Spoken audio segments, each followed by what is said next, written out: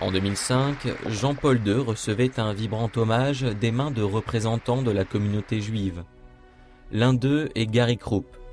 Il dirige la fondation des Juifs américains Pave the Way, qui a enquêté longuement sur Pie XII. Nous avons passé près de 2 ans à examiner ce dossier. Notre fondation, Pave the Way, est une organisation sérieuse et ouverte. Nous croyons en ces recherches qui aideront à faire avancer la résolution d'un problème entre 2 communautés, les Juifs et les catholiques. Mais du côté de l'opinion publique israélienne, il y a encore des blocages. L'inscription accablante placée sous le portrait de Pie XII à Yad Vashem est l'illustration de l'ancrage profond du mythe dans la mémoire collective.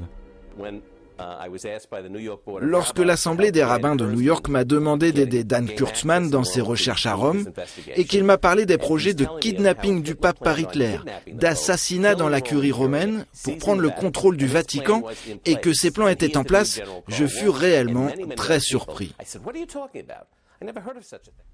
Eugenio Pacelli doit aussi composer avec le régime fasciste de Mussolini, qui pratique la censure de Radio Vatican, la fouille répétée des collaborateurs du Saint-Siège et la surveillance des ambassadeurs et des journalistes.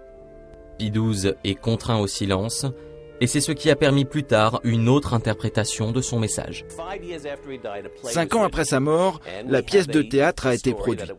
Et nous savons par un agent haut placé du KGB que cette histoire était en fait une machination communiste, un complot russe orchestré et financé par le KGB, dans le but de déstabiliser l'Église catholique, un de leurs grands ennemis. Cette opération baptisée C12 a donné naissance à une pièce appelée Le Vicaire. Elle fut jouée partout dans le monde et a diabolisé le pape en le traitant de collaborateur nazi, d'antisémite au cœur de pierre. C'est le tournant dans l'opinion publique et je trouve ça vraiment étonnant.